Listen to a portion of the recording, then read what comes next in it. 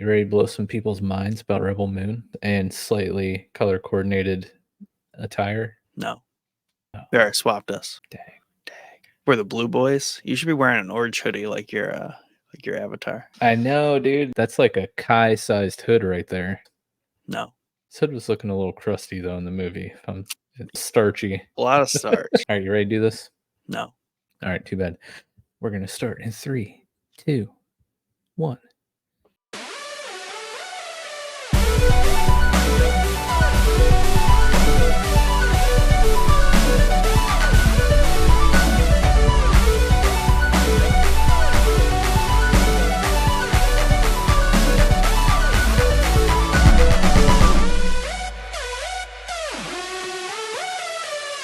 Hello, welcome to Showboys. I'm here, your host Mike, alongside my good friend and fellow host Pixel Nick.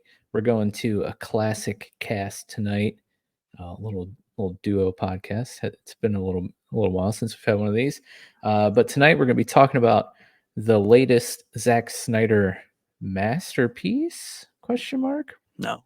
Rebel Moon, and we're going to be letting you know whether or not we think you guys should watch it and whether or not we thought it was a good movie. So yeah, that's what's coming up tonight. But before we get into that, we have to, of course, shout out our top tier patrons, Tim B and Yusuf H. Thank you guys so much for your continued amazing support. It means a lot to us, helps us keep the lights on. All of our other patrons, you guys are awesome too, and we appreciate you.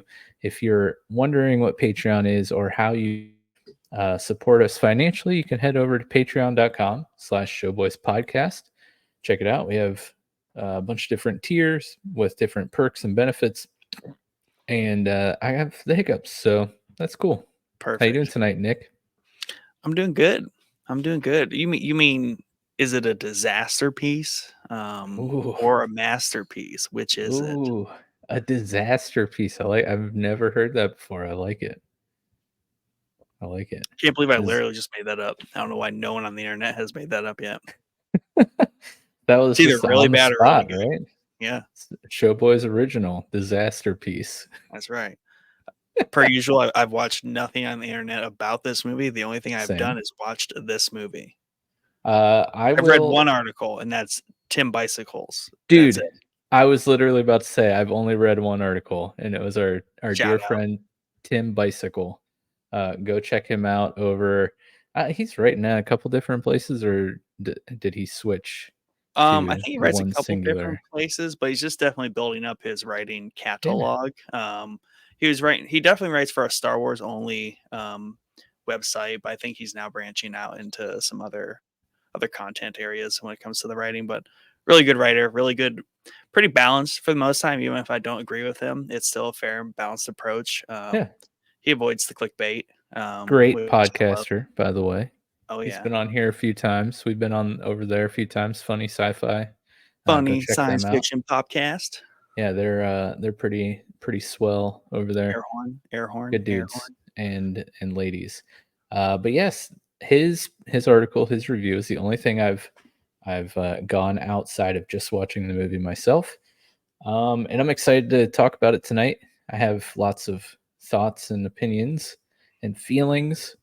But yeah, man, I guess like just overall, did you like it? What do you initial thoughts? Spoiler-free thoughts before we get in. Yeah, I mean, I per usual, I approach a lot of things pretty blank slate, just blank face the whole way through it. Mm-hmm. And maybe to some things discredit, I walk away from them the same way because I'm just like, we'll let that permeate a little bit before I pass judgment. But then I read Tim's article and I was like, wow, he's so right. But I think I like the movie now way more than before the article. Because everything that which is funny because I wouldn't expect that after, not that he blasted the movie, but it wasn't an overwhelmingly positive review. No, this is just, we're just gonna pamp up Tim here. So I think good writing, regardless of the stance of the writer, elicit any or either side of the argument. So like all his points kind of were I liked what he didn't like, and it made me realize I like those things. Um, so like one thing he was like slow motion to death, like that was one of his points. I was like, wow, there Loved it. was a ton of slow motion in this, and I was like, that was so cool Yeah. every single Every time. slow motion scene, I was like, "Oh, yeah. Oh yeah, That hits the spot right there." just lather me in Zack Schneider. Like Yeah, exactly. Um, I liked it. yeah. Yeah, I enjoyed it too. I think if you've listened to Showboys for any amount of time, whenever Zack Snyder comes up, I'm sure, you're probably aware of my stance on most, if not all, Zack Snyder movies, and that is I'm typically a big fan. Um, I I don't understand why the guy gets so much hate. Like, it's just like He's he's kind of like anything he a puts out, it's just like, "Yeah, it sucks." And then I watch it, I'm like, "That was actually really awesome." Why do people he's hate every single movie he puts out? he's like he's like a better he's a better Transformers director. What is his Michael name? Bay. I knew dude, He's we've a been doing this way too long because before you even said Transformers, I'm like, "He's thinking about Michael Bay." I know yeah, for sure he's thinking about Michael Bay. he's a better Michael Bay, right? Like he knows what he's good at. He knows what he likes. Zack Snyder tends to have a little bit better taste or variety in the things that he likes to do than Michael Bay. That's what makes Michael Bay a little bit more kind of like campy. Is like literally like that's a Michael Bay movie if you saw it, or if you see a Michael Bay movie, it's got all the hallmarks of it. Whereas Zack Mhm. Snyder has his own trademark things he does, but I feel like he likes to be a little bit more creative, or at least the things he does are a little bit more creative. But yeah, I mean, he's gonna get that love it or hate it vibe the whole way through. Yeah. And coincidentally, so for Christmas, I got the little like Bluetooth adapter for our one TV that lets us do the earpods to the Okay. TV. So like in our bedroom, so when kids are sleeping, we can just listen and actually hear a movie and watch it without having to worry about the volume of the TV upstairs. And coincidentally, tons of things that are typically on HBO Max are on Netflix as well. And Mhm. Man of Steel was just like right there in front of my face on Netflix. So I'm like, that's a good sound test right there. And I just kind of skipped to the good parts. And I was like, yeah, this movie's so good. Nice. Then I just think about every time I see that movie, how much people don't like that movie. It makes me like it more. Yeah. Yeah, a lot of people hate that movie. Actually, one of my really good, uh I Yeah. can't say really good friends anymore, Damn. but, like, one of m I mean, we just lost well, fell out of contact with each other, Because of Zack nothing. Snyder, Man of Steel. I get it. Yeah, actually, it was exactly this movie. Huge rift, destroyer of relationships, Zack Snyder. No, he is a huge or was at least, a huge comic fan and, like, big DC guy, and hated what Zack Snyder did to Superman, much like Yep. most. That's the hate that he gets, right? So good. Um, but again, I have to disagree with almost all those points of the Superman hate because even with him being like, the Zack Snyder DC like gloomy, dark Superman, he still is the Superman beacon of hope and Yeah. like he still has those characteristics. But we're not here to talk about Superman. I will say I did love that movie though. Um Yeah. to your As a point with preface, we like Zack Snyder and we generally like what Zack Snyder does. yes. So if you hate Zack Snyder, you should probably just stop right now. Sorry. Or no, Or don't listen. stop. Keep listening and we'll convince you why Zack Snyder movies rule. Yeah. I will say I think he's very self-aware too. Oh yeah. And Especially at this like point in his career. he's never set out to make like a Schindler's List, like something very like heavy on the commentary or like, trying to be a big like statement art piece in like pop culture. Right. He's just out there making fun movies. Like eye candy, everything looks amazing. And just like you go to these movies and you know what? You leave it and you're like, you know what? That was a lot of fun. Had a lot Yeah. of fun with that one, you Oh, know? yeah. And yeah, I mean he nails it. I mean, I think he sets out to do a lot, and the pacing isn't terrible. I mean, to me, it had like a Rogue One pacing, which I liked. Rogue One has pretty good pacing, but it has slight lulls, but they're like necessary. Yeah. Um, and that just kind of ties into, I think, some of the Star Wars emulation that he was obviously going for. Yeah. Out, out Do you know the whole like backstory about this and it, having been pitched as a Star Wars idea to Lucasfilm and all that? Yeah, I mean, I don't know if I know the most detail about it, but I do generally know that he approached Lucasfilm with the idea of at least a trilogy, if not like he had a lot planned out. Like he had the whole shebang, I think. And I think he came with too much. And there was like, nah, we got our own plans. Like, you're doing too Mhm. much, man. We just need a director. And he's like, I want everything. Yeah. Yeah, so originally, Snyder wanted to do a Star Wars thing, and this, I believe, was his pitch, or at least the start of it, right? And Lucasfilm passed, and I forget exactly when we started reporting on this on the newscast, but since it was on the newscast, it was a while ago. So this Like 2 years Rebel ago. Moon, Rebel Moon has been in our on our radar for quite some time, and I've been mega excited about it. Um, but he like, I think I saw today that he has obviously part one and part two movies planned, and then a trilogy, What? a graphic novel series, a A video show? game, like I Oh, believe maybe a show, but like a comic yeah. series. Like he has a whole thing within this universe already, like, road mapped out. Yeah. Will it come to fruition? I don't know. I hope so. I hope.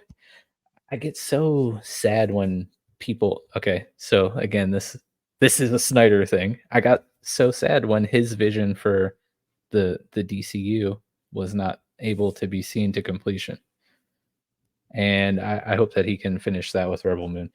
Um, Now, with all my heaping praise here at the start for Zack Snyder, I do have issues with this movie, and I'm excited Oh, to yeah. talk about the issues with this movie because there were a few, quite a few, maybe. I might even, uh, yeah, quite a few. Um, with that said, I think from here on forward, we are probably going to get into spoiler territory. So, if you haven't seen Rebel Moon, Part One, Child of Fire, and you do not want to be spoiled, maybe pause and come back after you've seen the movie. But if you don't care about spoilers, cool, because we're about to spoil the crap out of this movie, I think. Um, you brought up pacing, so let's just start there.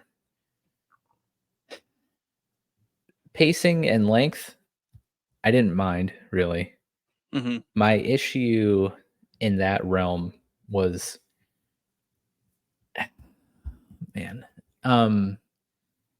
So basically, the first 2/3 of the movie is the assembling of the rebel squad, right? Yeah. Um, we have shoot, what's the main character's name?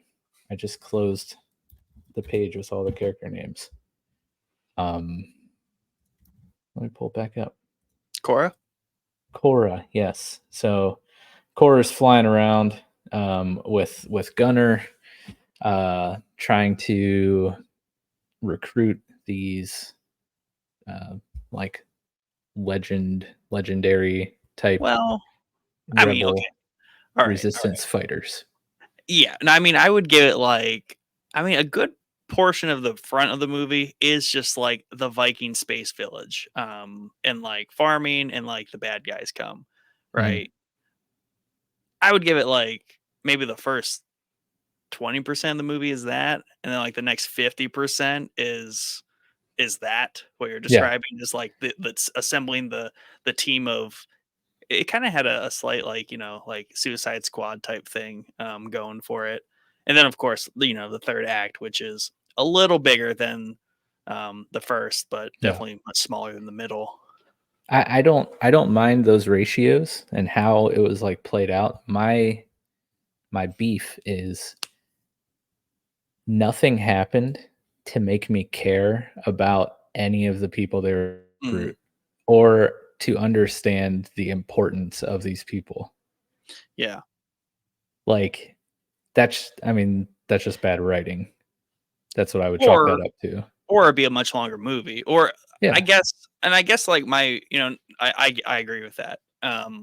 But I think a high level statement I would like to make, and especially to people who approach this movie knowing everything that it's setting out to be is not Mhm. fair at all. So, like, I would challenge anyone to pretend Rogue One came out first. That was the first Star Wars movie ever released. Or we can just use A New Hope. That was the first Star Wars movie ever released.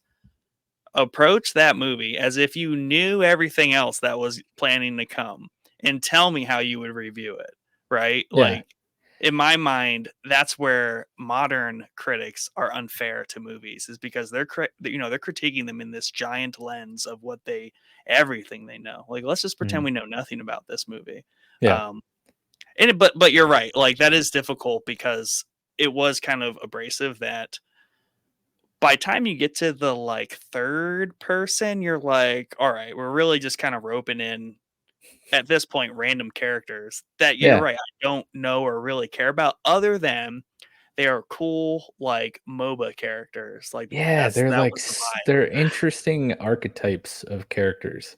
Yeah. Um, but, like, my main I guess I'm okay with all the characters up to the Blood Axe, um, the siblings, the brother and sister, the leaders of, like, the resistance when they Oh, go them people. to Yeah. yeah, so it's, like, near the tail end of the 50% of the recruiting journey, you know, the, I would nearly call that the beginning. Recruiting them's like the beginning because we don't know they're going to get recruited. mhm, So they're kind of like to me the beginning of that final act because that's where they originally were going, was to meet those people.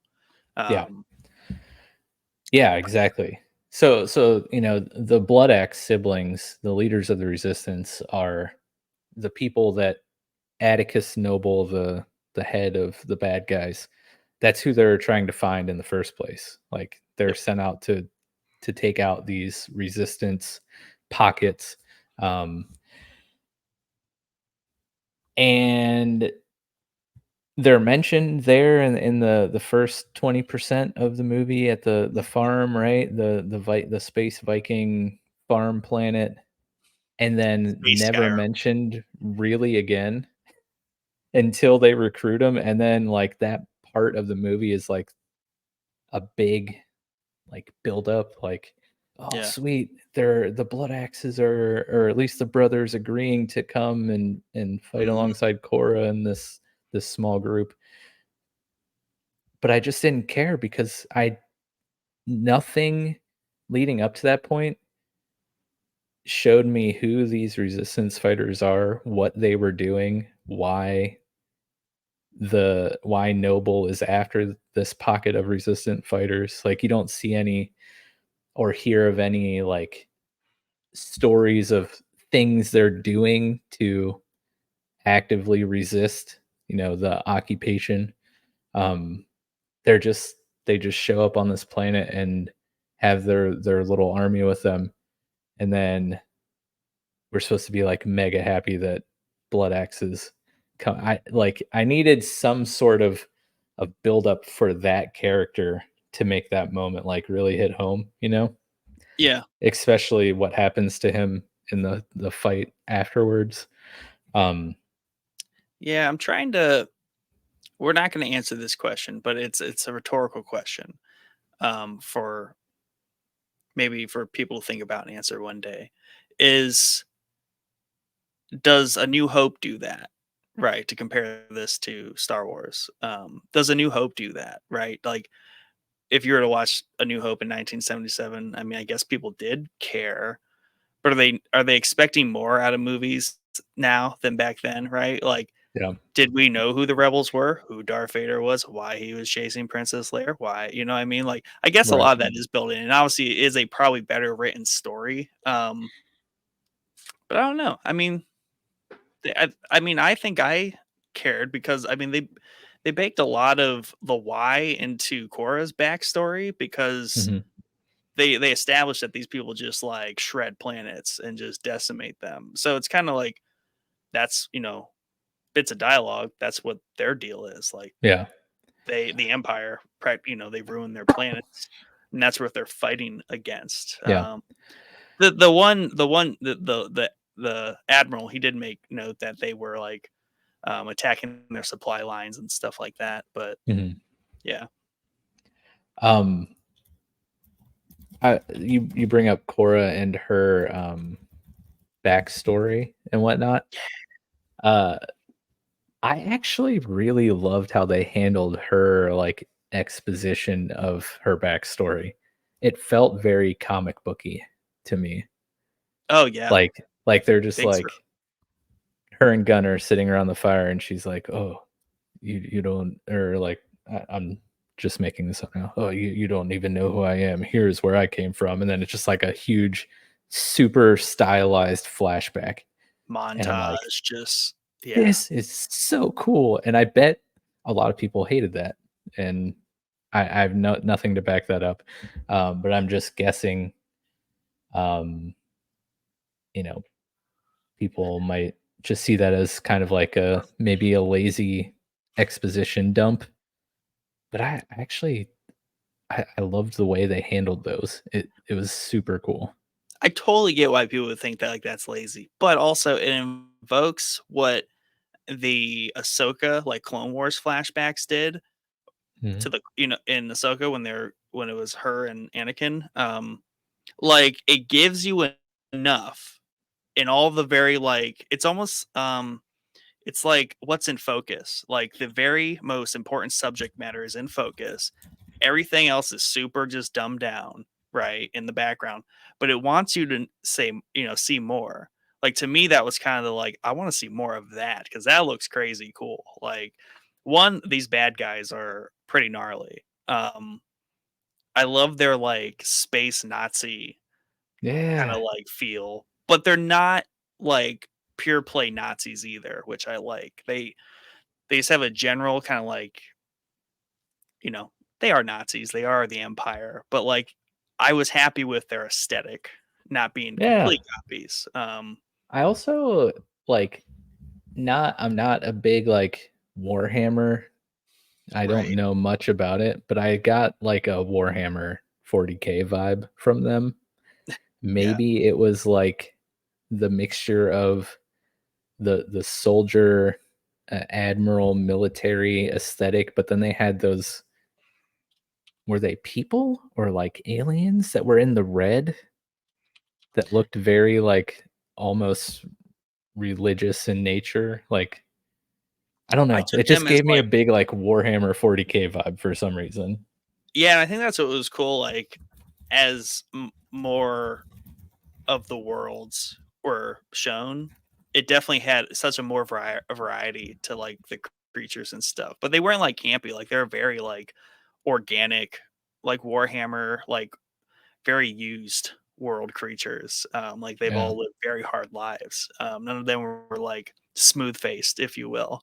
But yeah, I kind of took them as like some sort of like either very, very like corrupted or changed like religious folk. But Mhm. yeah, they were definitely not completely human. Um, what did you think of Atticus Noble as the main villain there? Dude, Atticus Noble, like he's not perfect, but like he is a hard ass and I think he's well played. Um and I like that he like that character pays homage to um like Inglourious Bastards, like the Mm, main yeah. Nazi guy there. Like some of his, like especially the opening exposition and like his entrance to the village. Like I was just thinking of like Inglourious Bastards when he rolls up to like the farmhouse and is Mm, like looking for the yeah. Jews that are hiding there, and he knows, but like he totally pretends that he doesn't know, and he's like, "Sure, you tell me, farmer, like Mhm. how nice and not threatening you guys are." I thought that was great. And like No. it just progressed up the hill. Like they stopped at the blacksmith and like he was just like looking at things. I thought that was all well done. Atticus Noble is a he's cool. He's Yeah, cool. he was He's got a definitely, tie. He has like a it's Nazi gear, but he's also just yeah, rocking like a tie and dress shirt.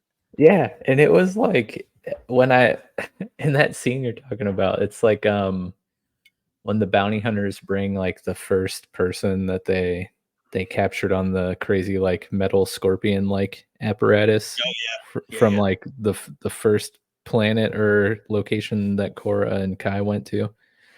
When he's brought to Atticus, he just walks out and, like, yeah, he's just white button-down shirt with a black tie, and I'm like, "That does not match anything that's going on in this movie, but looks so cool at the same time." yeah. Like, that is awesome. And I feel like that's like Snyder's creative flair there. He's like, why not? That looks Yeah. cool. Like, does it have to fit? I'm gonna make it fit. But it was a really great like stylistic transition from like this very kind of like official officer look, Mhm. official like Nazi officer look he had with the whole crew when they showed up at the village, and then yeah, not out on like doing duty, right? Like um invading villages, and he's just kind of like rolling around. He's just like in a suit and tie, or not suit and tie, but like a button down shirt and tie, just Yeah. doing the work, doing the deeds. Yeah, I also, like, really loved him, or, like, the scene where he's just, like, in his quarters and he has all the, like, little, Yeah, like, hole scars, and there's, like, this weird creature in there, like, what is what is going on there? But I then took we that see, as like, another reason for those, I think, at the very end of the movie. yeah. So yeah, what did you think was going on there? In hindsight, now with the like, knowing the end of the movie, and how that all works, it's like having those things also have some sort of like erotic points for him, of like either pain or pleasure or both. But then also there is the weird tentacle creature that indulges him. I assume that's how I took all that. Yeah, that Yeah. was, but it wasn't. It was playful enough not to be like overly weird. You know what Yeah, I mean? yeah. Because like that was not at all the focus of the scene. That's just kind of like what was happening in the scene while we're Mhm. getting exposition from his like lieutenant or whatever. Yeah. Um, Had it was yeah, very close though to going off the rails. I was getting oh, worried. yeah. If we would've stayed there for, like, 30 more seconds, I feel 10 more seconds, dude. Like, um, yeah, Atticus Noble, good, interesting character, easy to hate villain, and I think Ed Skrein, I don't know if I said that right, but I'm just gonna pretend like it, did a great job, greatly acted, um, really brought that character to life. One thing, I have the IMDb page up here, so I can see the character and actor names stuff. I just now realized that Darian Bloodaxe, the brother that joins and then gives his life, jumping into the cockpit of the gunner part of the ship there at the mhm. port. That's Ray Fisher. I don't know if that rings a bell for you, but he was Cyborg in. Oh yes, I knew he looked familiar. I did not put those together. But yeah, was part of the DCU with Zack Snyder. Got in some hot water with um, his public uh, outcries for Joss Whedon and the reshoots and everything that happened that was disastrous in the Justice League. So Mm, kind of cool to see him out there working with Snyder again. I thought uh, Kai was awesome. I love Charlie Hunnam, yeah, um, Sons of Anarchy, Jax, my boy. But can we just like what was going on Warcraft. with all of the accents?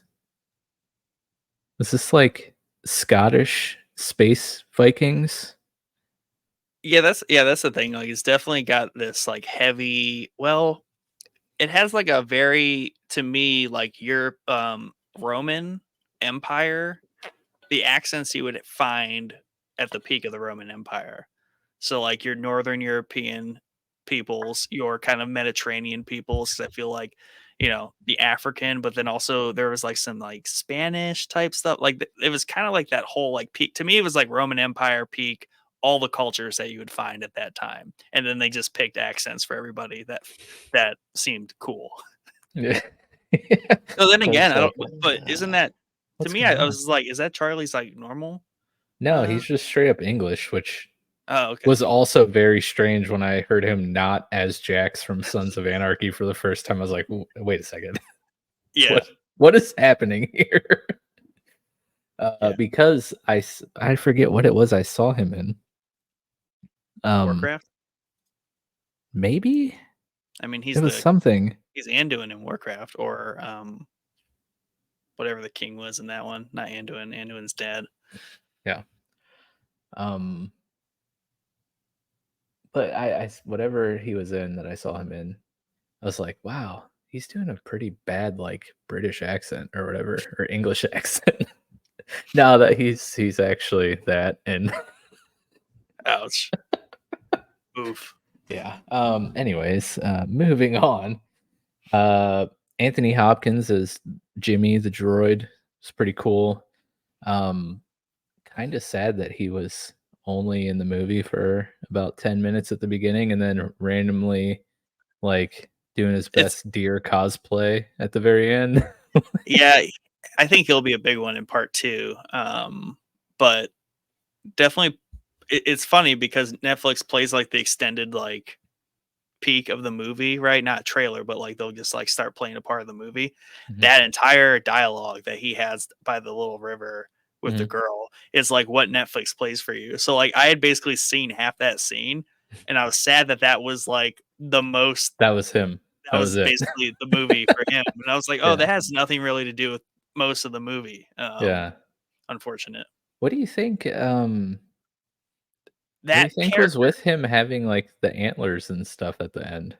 That no, that character is super cool, and I like ideas like that. So, like, those are, like, some sort of, like, sentient but super loyal androids Yeah, that serve the king. The king gets killed, they go dormant, non-lethal, yeah. insane. I love that stuff. Like, extreme, like, he was attacked by, his, Douchebag buddy soldiers superiors, right? And he just got literally blasted and didn't retaliate at all, did not care. um, But the end, until he saved yeah. Sam. But yeah, it's very interesting idea for a droid, right? But, like, super powered up, like, saved her, just, like, kinda, like, holding the gun, like, he's looking at it and just shoots, and just, like, sniper shoots the dude, like, Right in the, between the old eyes. yeah, with a hostage. Yeah, the antler thing, I think, was just, like, him, like, getting out there and just, like, becoming one with, like, the land, just, like, Just exercising embracing his that freedom. farmer lifestyle. Yeah, he's like, I'm just gonna be wild out here," kinda like a wild android. Um But yeah. Well, I mean, that was one issue I had was, I mean, I think that was by design. Like those soldiers, at first, I could have swore the main soldier that was in charge of the village crew was Uh-huh. General Zod, that actor. Dude, same. Michael Shannon, not him. Yeah, like the side profile and like the build, I was like, oh my, I'm like, is that Yeah. Michael Shannon? Like, hold on. Very, very close, though. It And could then be you get his brother. Yeah, then you get the close. I'm like, okay, that is not Michael Shannon. Yeah, I it's thought actually like Zack Robert Snyder. Shannon. Yeah, I thought Zack Snyder was like, I need General Zod, but like grunt soldier General Zod before he became general. Um, Yeah, I didn't like most any of them. I That was all very cringy, and that was a delicate, and I could see why people don't like it because I almost did not like it overall. Was when she goes into the barn to save her, um, because I don't know, like they could have just shot her. It was kind of like the scene in Ahsoka when all the stormtroopers have them surrounded at the top of the thing as Thrawn takes off. It's like none of the Mhm. stormtroopers were shooting. They could have just shot them dead, like the 501st did during Order 66. Like clearly, if like 12 troopers shoot at a Jedi, they die, because that's how all the Jedi already got wiped out. But if Right. they just don't shoot, the Jedi can survive and fight. Mhm. So that's convenient. So that's kind of the vibe I got there. I was like, she's really just rolling around on the ground, already killing these dudes anyways. So why don't these dudes just like take the chance to actually shoot one of their dudes and kill her for sure? Right. Um, so I I just thought that was like like, I wish somebody could like animate your description of that. I just like she's just literally just like rolling around on the ground and like she everyone was, around her is dying. yeah, that's literally Um what was happening. But like, but four other people are literally just pointing a gun at her. yeah. I don't Yeah. know. That scene, if it wasn't for the slow motion Dude, and it and, was and them so establishing cool early, looking though. yeah. And it establishes that like she's just a certified badass before Oh we yeah. know why she is a certified badass. So I was like, okay, Yeah. it worked. Yeah, the like logic behind what's going on, agree, kind of doesn't make sense, but at the moment I didn't even think anything of it because I was like, this is a very Yeah, awesomely choreographed fight and the slow motion is like eye candy. It was just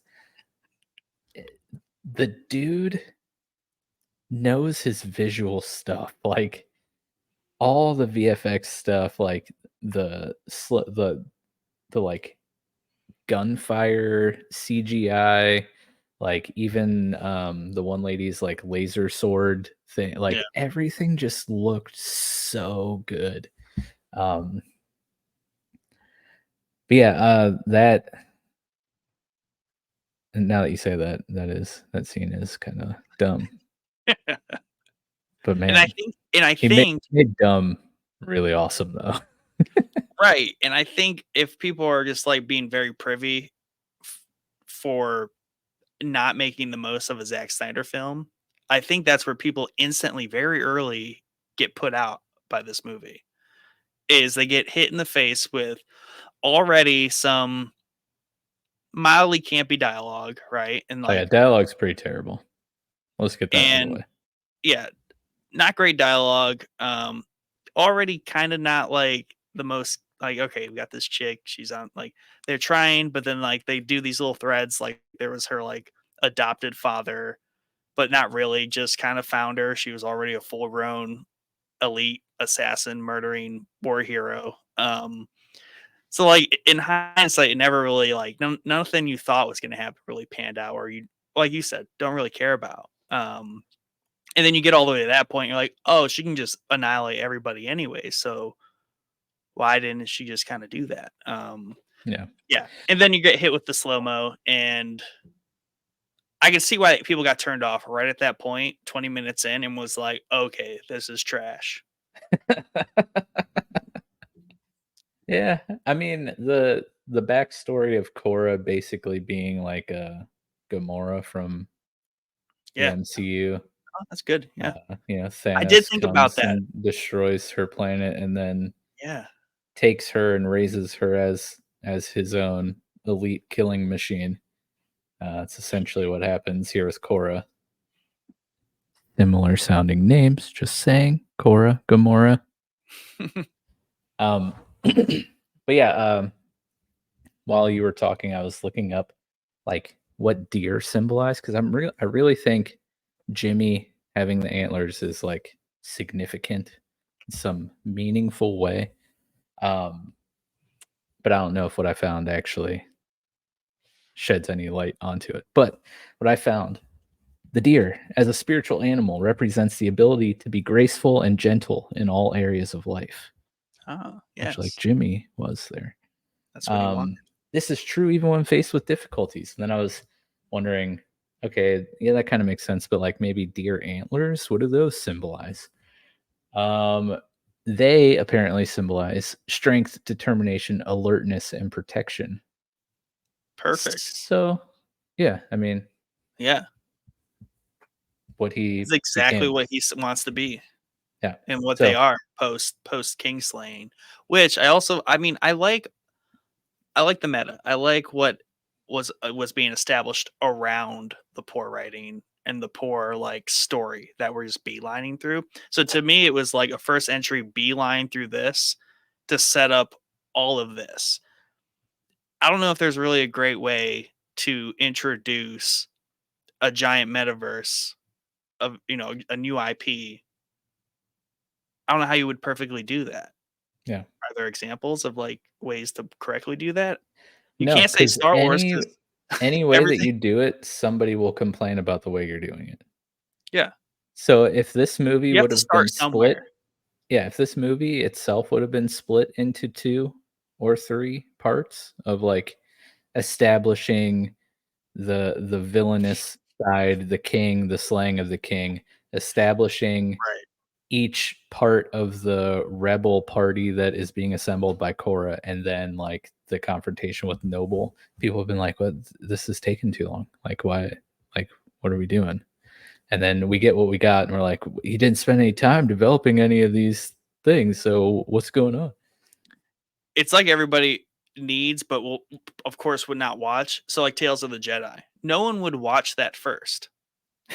You Yeah. watch that because you have everything else, but everybody wants that after watching the first thing. You know Mhm. what I mean? Like they basically right now everyone wants like they wanted this movie to be a collection of like all this like exposition on the world, which I think we got an appropriate amount. You just have to pick a story and beeline it through. And Yeah. again, he's doing the team up movie first. Yeah, which was, Wh no Yeah, one was a fan of with the DCU. we get it. I Sorry, it's was. not I Marvel. was. I was. I was a fan of the team up first. But I think you gotta look at this movie in particular, as the title may suggest, uh, being focused on Korra's story, Child of Fire, um, because really that's the most exposition we get is where Yeah, she came from and how she became who she is. So if you look at it from that standpoint of like how they developed Korra as a character, I think it was pretty good. And oh, her yeah, story is pretty interesting. Um, we don't get an incredible amount of detail on the king and why he seems so much different from the regent and their operation. I think maybe they talked about it a little bit, but I think the regent and the current people in control are like extremists, right?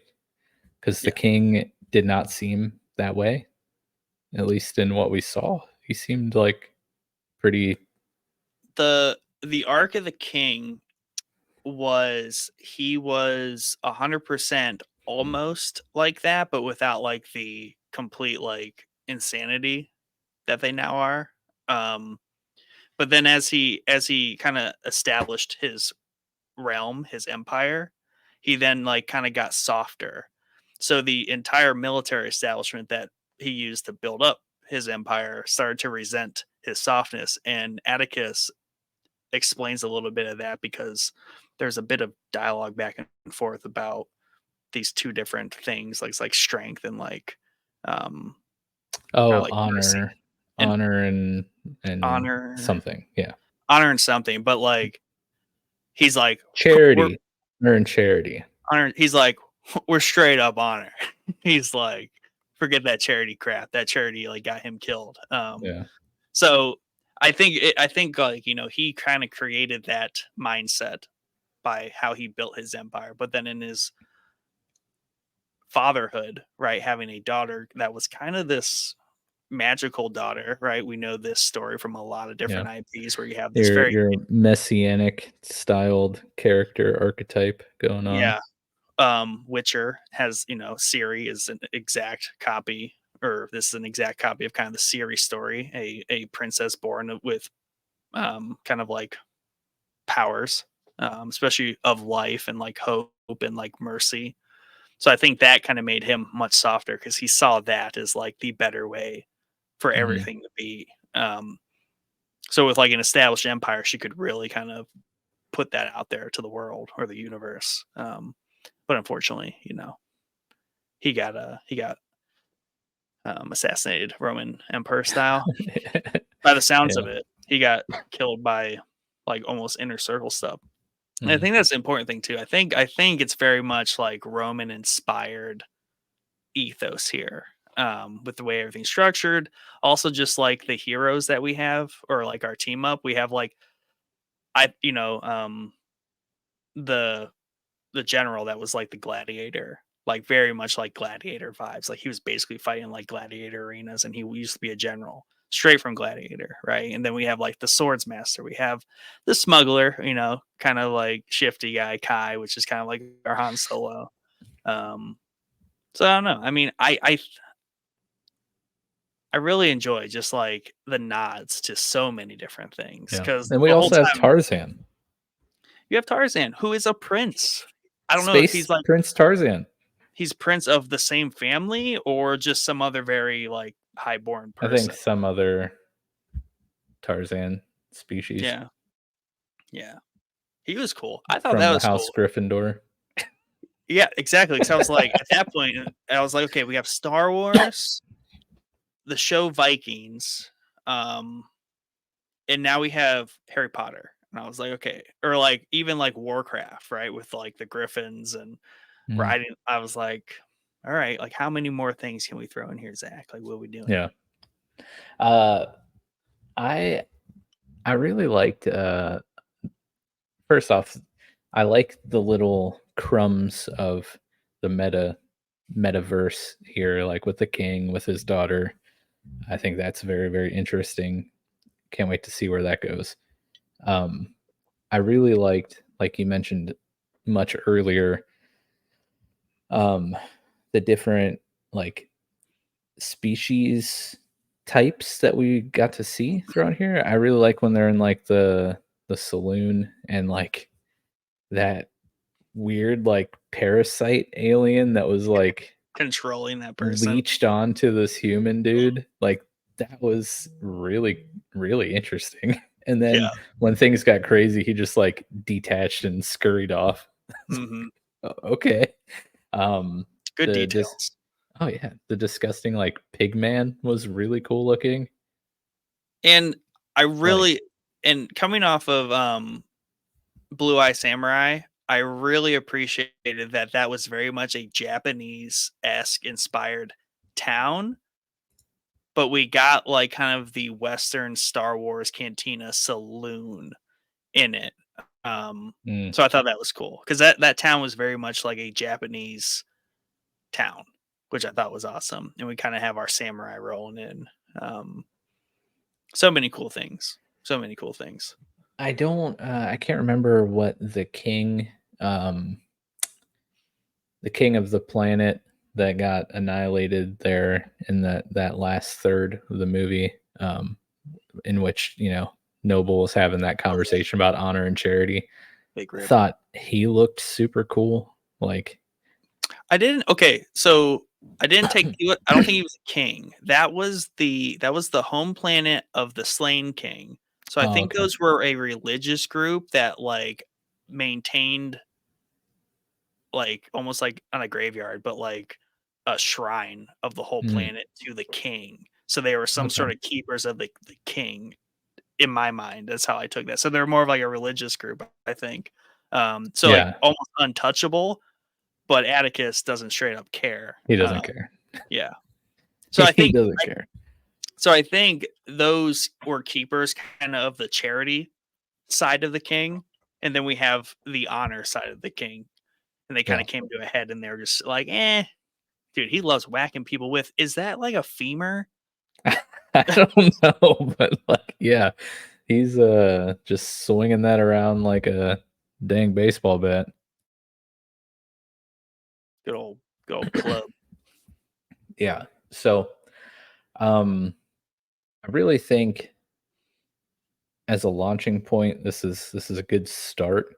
I think they built, a decent amount here. Of course, uh, you have the final confrontation between Noble and Korra kicks him off the ledge, and of course he's not really dead. Uh, so Noble's still hanging around. So I'm excited to see where that goes in part two. That was kind of like Um, a Rogue One fight that we didn't get, where she's fighting what drawing blank on all their names because I'm thinking about Rebel Moon, not Star Wars right now. But at the end, when they're fighting up on top of the like tower of the satellite dish, very yeah, similar kind of setup. Um, but yeah, I was scrolling through some shorts because I was about to I was about to watch some Rebel Moon stuff like last night after I finished it. And I was like, I don't know, but I did catch some shorts, and I think Sophia, who played Cora, hmm. did all of, if not all, but a very large majority of her own stunts in this movie. All right, Tom Cruise. And there were like, some behind the scenes like shots of her like either performing the stunts or like rehearsing them. And like apparently she used to like be a dancer back in the day or something. Oh, okay. And she was talking about how much fun it was to like be able to do that stuff and how her dancing like really helped with the body control and being able to do that stuff. But I was like, dang, dude, because she really is just like rolling around and like flopping around all over the place doing crazy stuff. And that was her. It's like, dang, that's pretty rad. Yeah, and that's a good point too. Um, that I'm gonna like really kind of like draw back on when it comes to like I like to watch everything like super blank slate, almost to the point where like I might be a little dumb about watching it. Like probably to a fault, I'm like blank slate when I watch things. But it lets me go through things and just really generally appreciate as much as I can. But that said, like um, I don't know why. I get they're supposed to entertain us, but like, do we just lose appreciation? Like how much fun or enjoyment like these things can bring the people who made them? Like so many people, are content creators and they're creating Yeah. content because why they enjoy it, right? So why do we always have to like poo poo on like what people are doing because they love doing it? So like her, she got to like enjoy like doing that because she used to be a dancer and like Yeah. it's something she truly loves. So she probably has really good memories of making this movie. And like Zach probably like loves making these movies. Obviously, he has Yeah. a certain flair for things. So I don't know. I'm pretty forgiving for some things, but we'll have to find something that I don't like and see how unforgiving I am. Yeah. But yeah, I just what did you think about uh the end and those like red robed creatures hooking Noble up to the whatever weird like Dude, Matrix, like he was yeah. Matrix boy. Like he was in the goop pod from the Matrix. So this is what this movie constantly did. And I think that's why like it narrowly stayed on the rails for me, right? Because one, I'm kind of looking more at the like macro like approach, like the aesthetics, you know, the exposition, what it's building toward, not necessarily like tearing and caring about like what it's doing in front of me, like the dialogue. I don't really care about the dialogue. And Tim put it in his article too. He's like, I like Star Wars. I like the prequels. I don't have a leg to stand on here. Right. Um, Yeah. so we can all just like forget that. Um, but like it constantly did things where I was like, okay, we are approaching Nick's not happy anymore zone. And Oh no. when he died, I was like, this is like just like that barn scene. I was like, I'm starting to like not like this, but it saved itself narrowly. When he died, I was not too thrilled with that because I was like, pause. You just killed like one of the coolest parts about this movie being like the big baddie. Like this dude is nasty and he's a good villain. And I was upset that he died. Um, but I love one that they brought him back, but it almost was bad that they brought him back because they're like, oh, of course, the main bad guy doesn't die. Of course he can't, right? Plot armor. But the crap they did during like his revival was insane. So like they bring his dead body to a goop pod. So I thought they were dropping him into some Bacta to like heal him really quickly. Mhm. But instead, then they started to do this like hookup thing. And I was like, all right, they're gonna transfer his consciousness to a clone. And he's That's what just I like thought too. Yeah. immortal. So another And husk. I was like, that would be sick. But then they're like, no, we're just gonna transport his consciousness to Korra's like adopted dad, who's like running things Yeah, Belsaris. in this like dream realm. I don't know where he was. Yeah, And, he like, must have been hanging out with, like, the Lich King because that gave me very, yeah. like, Wrath of Lich King trailer vibes when he's smacking the eyes. And so he goes there, and like Atticus, who is otherwise up until this point a pretty top tier character, just gets smacked around by like the boss man, which is great to see. And then gets shooting him back to his like body and he's like, get back to work. And I was like, that was awesome. Or I'm gonna really kill you. Yeah. I was like, they could have stopped like 4 times there and just like we're like, that's enough. But apparently Zach was like, no, no, we gotta do like 5 things here. And I thought that was really cool. And Yeah, maybe for once in the movie, unique, right? Like original. To me, that felt very original, conceptually wise. Like I feel like that isn't really done, at least in that stack. yeah.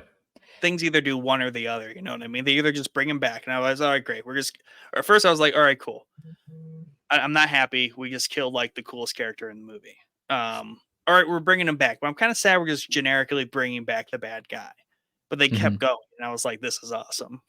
Yeah, yeah, it was really interesting because when they're carrying him in, I'm like, These "Okay, guys have a the dude purpose. No, the dude f" Yeah, exactly. No, they're actually doing something.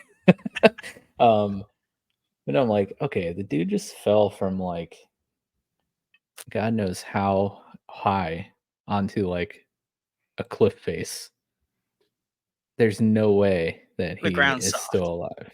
Like, It wasn't um even a cliff face. He was on a floating buoy. Like that was like a buoy for the dockyards. That was a floating platform. So he just yeah, straight but fell straight out of the sky. yeah, onto, like, hard rock. Yeah, I'm must be like, soft. I don't know. he cannot be alive. So when they're bringing him in, I'm like, "Okay, what the heck are they doing?" And they're like, "Plug him in. Do you think he's Should in we stabilize them? a s" No. Yeah, and I'm like, "Okay, so" I'm like, "Are they transferring his consciousness? Or are they, like, just hook it like, maybe they're doing, I can't give any specific examples, but I know it's been done before. Like, are they hooking him up so we can like view what he was seeing, you know? Oh right. Yeah, yeah. Like, so they can use that somehow. And I was like, oh, that would be kind of interesting. And then there's like, now we're taking him to like the Wrath of the Lich King Shadow Realm, and he's gonna get scolded by his superior and then By the sent Lich back. King. Like, yeah, is interesting.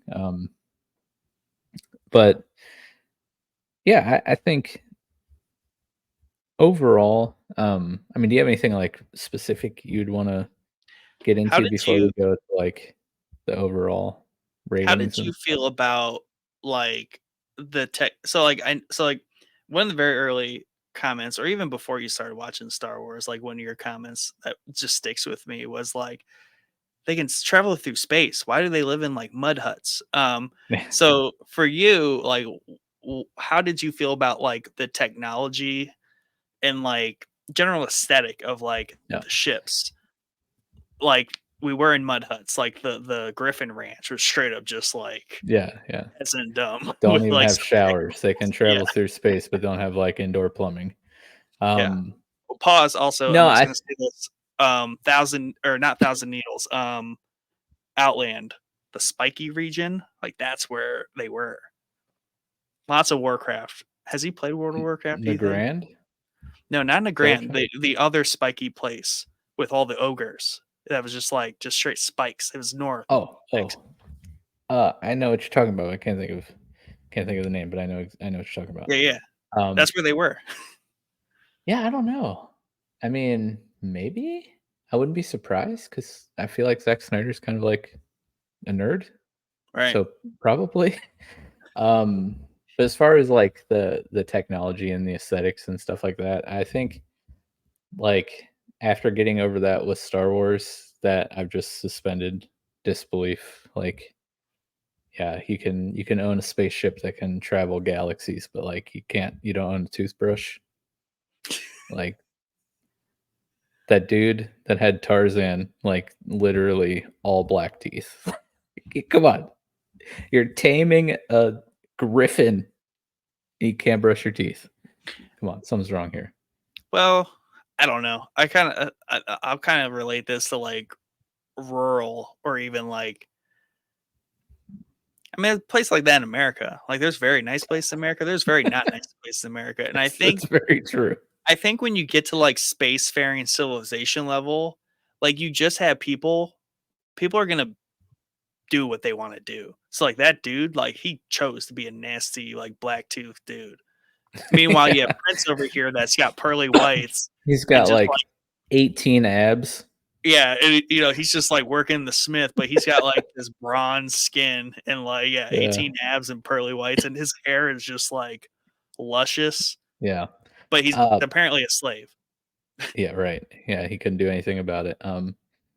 No, I think the aesthetic is very unique for because I mean, sometimes you get a lot of the same in sci-fi stuff because I mean, it's space. Like, what are you gonna do? Um, I thought, much like Tim said in his article, I thought the ships were different looking, Mhm. like not something I've seen much in any sci-fi type stuff. I was happy with the Um, Dreadnought. the Dreadnought was really cool. I liked Kai's like Yeah, like, cargo shipper, ship, cargo whatever ship. that was. I thought the Resistance like fighter ships were really Uh, cool looking. Um, good variety. yeah, and I think the different locations on different planets were very diverse. Like even the different locations on what was it called? Was it Velt? Was that the moon that they were from?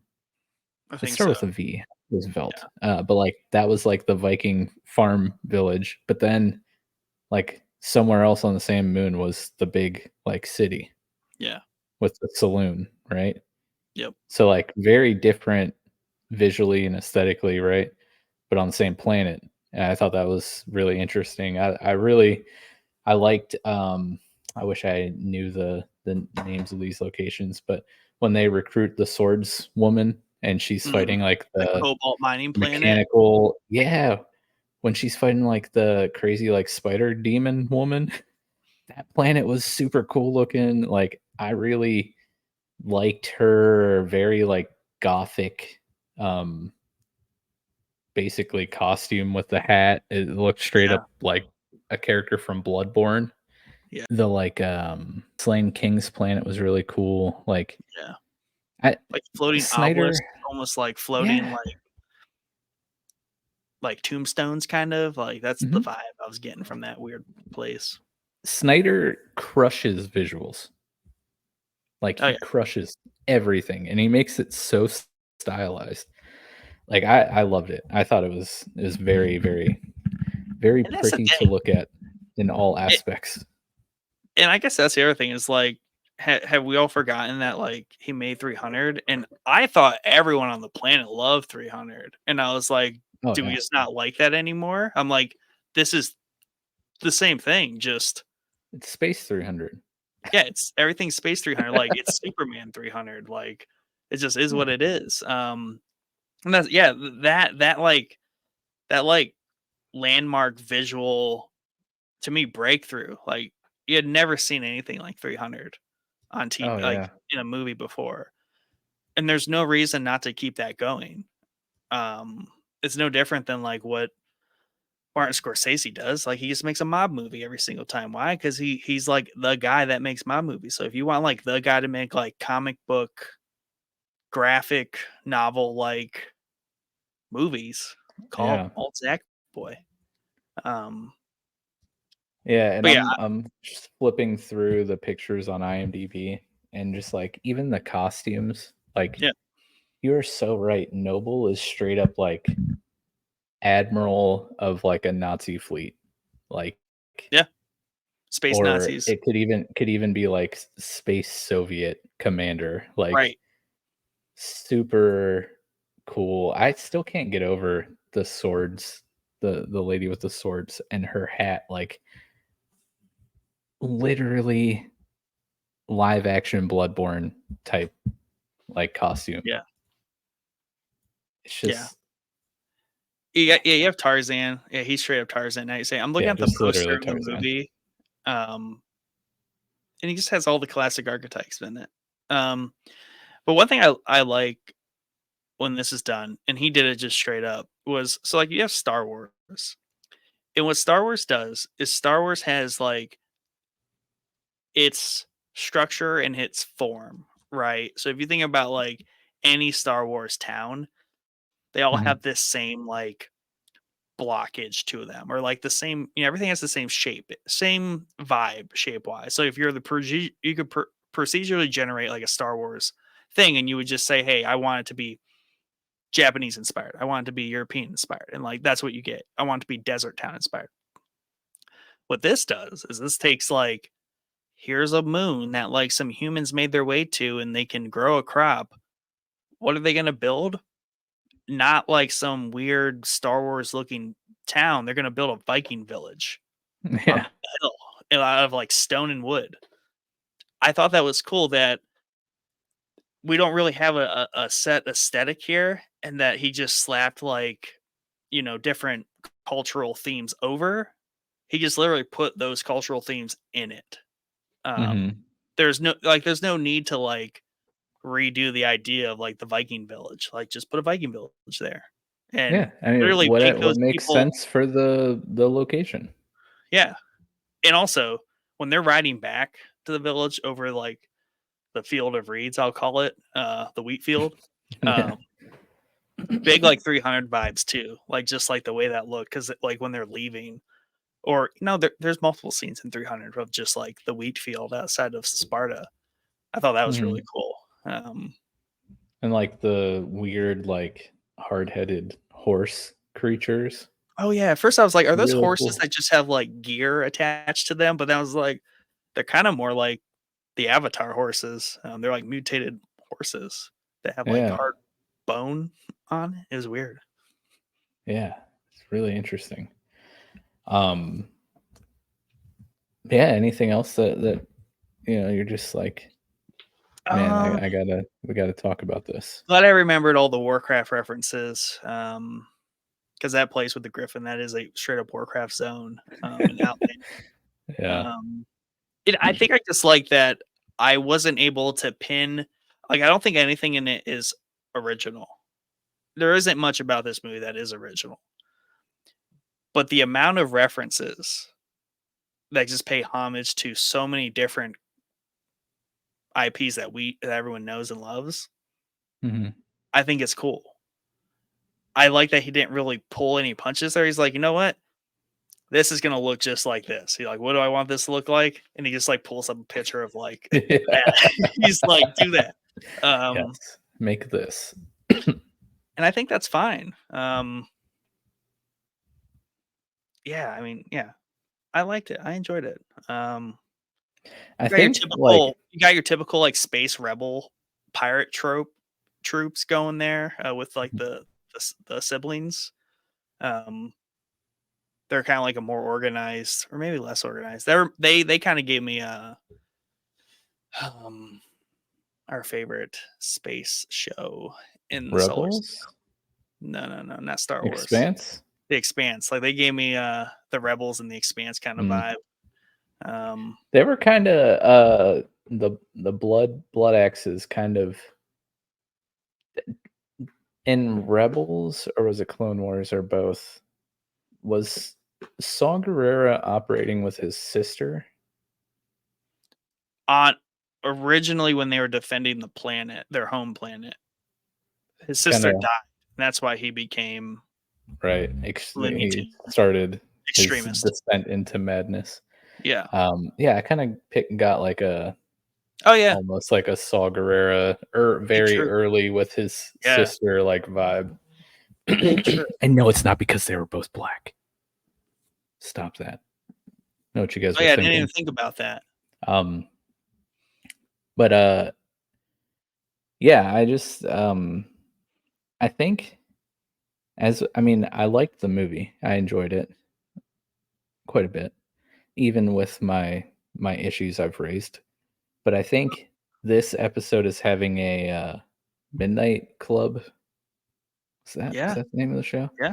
Effect where, like, the Yeah, more bro. we've talked through some of the stuff, I'm just like, "Yeah, you know what? Actually, I like this a lot more now."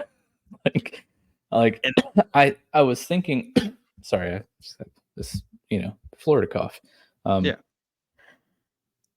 I thought I think at first, like, the first half of the movie as, it was all unraveling and I'm experiencing it for the first time, some of the randomness of, like, um, the Viking aesthetic village, like, the way that everyone is talking was kind of so random. I was just like, "Why? Why so random?" But, like, it does make sense. It's like a big universe of different planets, all of different types and, like, atmospheres, environments, things like that. So, like, why wouldn't everything be unique and Yeah. different?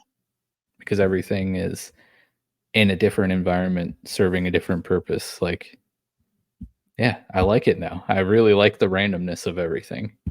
It makes Yeah. sense. Yeah, and I generally liked it. My wife was like, "I thought it was good," and, like, she doesn't read very far into things. Um, to her, it's very binary, either it's good or it's bad, and it wasn't bad, so There you and go. then I read Tim's article and, like, all great points, and I was like, "Totally agree," but I like it better now because the Yeah. things it made me realize what I did like, and I liked it a lot. Mhm. Um, Yeah, and everyone who's complaining about the slow motion, like, go suck an egg. Like, the slow motion was so incredibly rad. I it is loved it. it but isn't that, like, kind of like a almost like that hipster paradox thing where it's like, why do we not like slow motion? Yeah. When was the council meeting that was like, "Slow motion isn't cool"? When? When Zack Snyder used it. Yeah, exactly. Like, I missed the memo. Or I guess, Yeah. like, yeah, like, how much is too much slow motion? Like, it looks cool. I People complain about slow motion in The Matrix, and, like, that's, like, The Matrix's, like, hallmark, like, what do you want from That's why it is what it is, they guys. invented Come bullet on. time, like, do it Yeah. more. Yeah. Snyder is doing it, and people are complaining about it. Snyder, why doesn't it look like The Office? Come on. Your Yeah, aesthetic is lame. so, like, let's just give it, I guess, if we can, an overall rating. I'll go first. I'll say, I recommend this movie. Um, Grade I it. enjoyed it a lot. But I mean, hey, my brother-in-law is in town from, Ohio. Shout out. They were over for dinner tonight, and he was asking about, you know, what we're gonna be talking about on the podcast lately.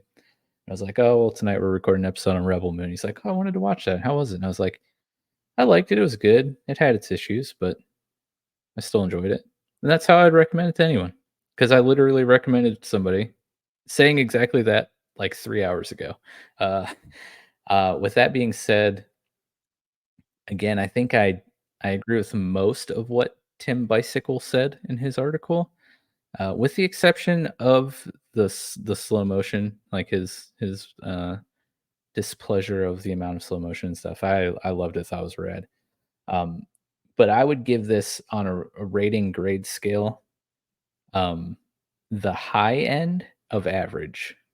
So Tim was kind of on the lower end of average. I think he was at like a 4 something, maybe 5 out of 10.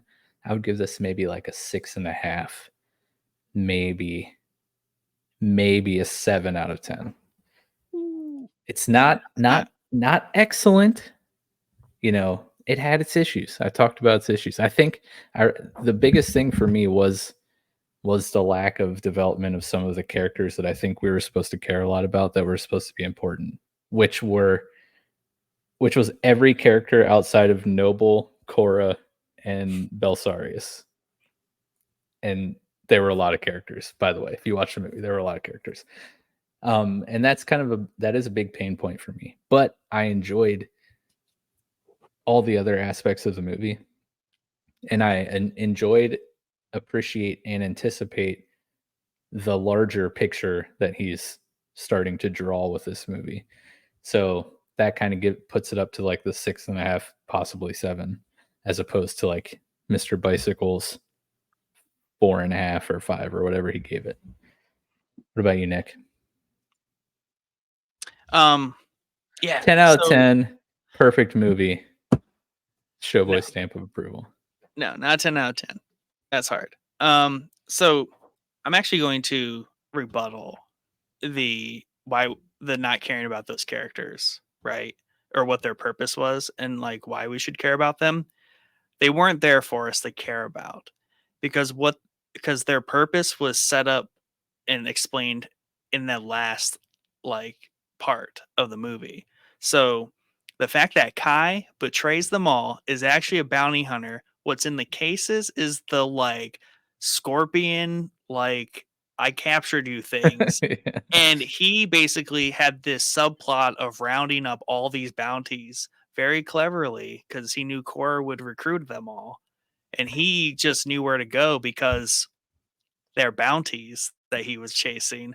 I thought that was genius. And when Atticus shows up and he's just like, "Oh, you're this person, you're that person, you're this person. Who are they? They are just generally important characters. Not important for our story or for us, but important to show that Kai is pretty sweet in what he just pulled off on all of them." So I think that all is just like really good. There's no need to like care more about them. They were there for that subplot of what Kai was doing, Yeah. which I didn't see coming. I thought he was like Mm, sus like the whole time. yeah. So I I guess typically that's anytime I see a character do like a heel turn where like so Kai was kind of distant, like yeah, not fully bought into with everything that's going on. And then all of a sudden he's like low key flirting with Korra. Like it's like, oh, you changed me. I want to be a hero now. Essentially paraphrasing. I'm yeah, like, okay, he's either gonna die or he's gonna betray them. Like, right, why now all of a sudden is he talking? It's been an hour and a half in this movie, and he's said like one thing. He's about to do something, or something's about to happen to him. yeah, Um, yeah. That but scene you're, forward is when the suspicion starts. yeah, yeah, But exactly what isn't known. And the what so I don't really care if it's obvious that something's gonna happen with a particular character or a character, but it's like, how does it go down? That's what I wanna mhm. know. And to me, that was not a normal situation where it's just like, oh, the bad guys show up and everyone's pointing guns at them. No. Like the crates like are the scorpion like Yeah. imprisonment That things. part was pretty cool. Those are gnarly. Didn't see the Now crates. now granted, the fact that it caught them all that easily, those are pretty sweet crates. I can't say that I believe the crates are that sweet, to catch them all off guard quite like that. But I also had a problem with Gunners, like the same like motion thing to kill was also the same thing that released. I did not like that at all. Like I thought that was dumb. I was like, that's way too easy for Gunner to be like, I've never like done any of this because I'm just a dumb farm guy. But all of a sudden I know how to use this thing and I'm just gonna Yeah, unlock, release her, and that's enough of like a distraction for me to slip by and like release everyone else with a bunch of people with guns pointed at me. Like again, another situation where could have just shot him. Anyone could have just shot him. Wouldn't have had this problem. yeah. Um, so yeah. Anyway, Rip Kai. By the Rip way, Kai. Did he die? Wait, what happened to Kai? pretty sure he shot him with that thing that he was supposed to paralyze or kill Korra with. Damn. I like Yeah, Kai. yeah. Couldn't Uh, tell what was going on in that scene. There's a lot going on there. It's just a cluster. yeah, there Uh, was. Can Oh my gosh, okay. Before you give your rating, Oh man, this was probably the second worst part for me. There is a part during that scene where Blood Axe is running up the thing, Oh god. and it is the worst obvious fake run I've ever seen in my life. The run was bad. I was I was like, "What is happening right now?" It's just like pretending it's like he was pretending to run in slow motion, but then, like, they put that into slow motion, and I was like, "No." Zach was like, "Good try. Add more slow. More Yeah, slow." yeah, yeah, we're gonna go real meta with this. I'm gonna slow motion you acting in slow motion. So, in if that wasn't painful enough, um, it would have been perfectly okay already because we're already doing campy things at this point like that. Mhm. Like the like run up the thing to jump and like do something. They could have like no one would have been bothered after at that point if he would have just one shot speared the dude, the gunner. You know, there was no need for him to like miss and then have this like slow motion painful shootout thing going, all for the dude to eventually die. So apparently the gunner of the cannon on the left side of the ship brings the whole ship down. Did not follow any of that. Like that dude died. He was just in like there was two of those gun placements, I'm pretty sure, on either side of Yeah. um that ship that was from Solo, right? That they were the same thing, just a less luxurious version of it. But I'm pretty sure that was just like a gun emplacement on the one side. I did not realize that was like Yeah, I the, also the love how it's just, primo. like, peeking around the corner, like, no one knew there was a giant spaceship there. Uh, I think it was oh, just like a man, run yeah, of the there mill like docked there. But yeah, yeah. real suspicious. Yeah, I don't know. They could have drawn. Yeah, I don't know. Yeah, there's definitely a lot of problems there. But luckily, they were able to make up for enough of them with the better things, right? And Yeah. we're gonna give it a net better rating instead of just pretending that all of it's bad, um, or caring too much about the bad things. Just care more about the good things. I don't know. Yeah, exactly. I'd give it a B plus. But What? that's not the rating I scale love that how you the fuck chose. you said That was the one I chose. I said a grade scale, not a rating scale. What grade scale would you give it? I don't know. Who gives So it like, I don't have we it's a ever given 7.5. something a letter grade? 7.5. It feels more like a B plus than like a number to Is me. a 75? That's a C, I think. Let me look. It might be Oh, different I here see in what you're Florida. saying. Let's see. A B plus grade scale. Go ahead, continue your point. I'll get the actual number for you. Well, no, that doesn't scale the same because That's an 87 to an 89. So you're high eights? no, no, no, no. That's not no, What? that's not equivalent because an F is a 60. So the scale's True, off. true, It's more of a true. 1 to 5 type thing. Okay, So B okay. plus is like, yeah, it's a B plus feels better in my mind about this movie. I don't know why. Um, but maybe that's like a 7.5, I guess. I wouldn't give it more than an 8. Um, Yeah. but I don't know. Yeah, I mean, it's not an A plus movie. It's not an A movie, but I really hesitate to give it a C. Right? Mhm. Um, I want to give it an elevated B for sure, because there's more to it. We're gonna get a part two, so this isn't like the end of it. Um, I think it was fine and like kind of nice that they kind of did it like a classic Star Wars, wrap the story that's being told and not like a cliffhanger type thing. And Mhm. like, here's the heroes, they're good. Surprise, the bad guys are coming back. Dude's still alive. And I think that was appropriate. That was a very kind of like Star Wars way to do it. Um, so yeah, I definitely like the movie. I'm gonna watch part two. I like part one. Um, yeah, B plus 7.5. Nice. I love it. Alright, well, there you have it. Not quite a masterpiece, but definitely not a disaster piece. No, Not a disaster piece. Solid first entry. Like, if you look at it from a point of like a first entry to what is supposed to be a big IP, I walked away interested in obviously not necessarily everything that happened in the movie, but I'm more interested in all the stuff around it that they talked about. The king, Mhm. these factions, all that stuff. I want to know more about that. I want to know more about Korra, honestly, too, which is I think is very important. Yeah. So unless people have like direct issues with Korra and like her story, that's a different discussion because I thought it was great and I want to know more. Yeah. That was all top notch stuff. And I wonder, most importantly, if in part 2, Tarzan will have spawned another ab or 2. So he'll have a 9 or 10 pack. I think that'd put him up to maybe 20 pack. Oh, you said he had 18. Yeah. It's a lot. He has incredible abs. What can I say? Mike's a big fan of Tarzan's abs. Yes. I want All to know right. what he's the prince of. You know what? I want to know more Yeah. about these characters. That's true. I know nothing about them. So hopefully now see if I start to not know anything about them and it's like 2-3 iterations of this IP in, then I might start getting annoyed. That's fair.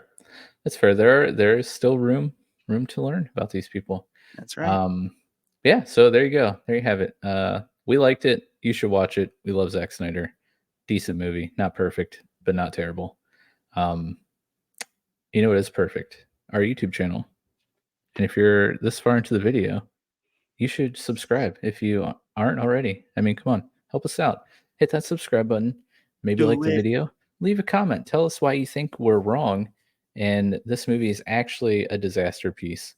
Or you can, continue to gaslight us and tell us like, "Oh yeah, Zack Snyder's awesome. He makes perfect movies. I love you guys." Like, you guys just know what you're talking about. You're never wrong. That'd be amazing. Yeah, subscribe, like, leave a comment. You can join our Discord, link in the description. Check out our website, showboysmedia.com, and head over to Patreon if you are interested in learning how you can support us financially. Patreon.com/showboyspodcast. Yeah, we'll see you next week. And I think, microphone. Monarch Legacy of Monsters review, season 1, next week. Excited about that. And then finally, we're going to do our 2024 gaming goals end of the month to round out January with old Chattel. He'll be back with us. But until then, you guys have a good night, and we'll see you around. Bye.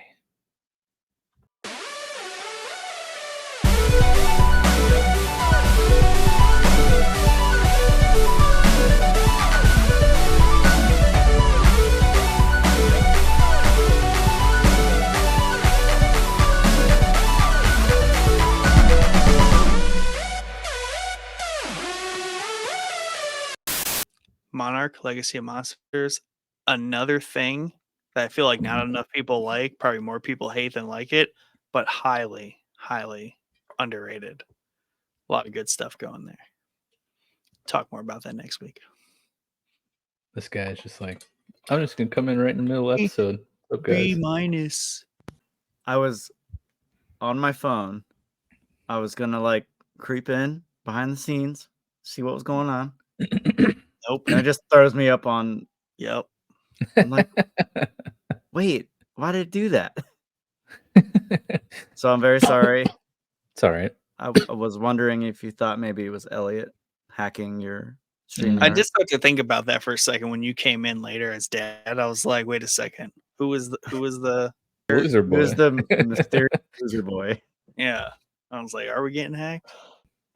Nope.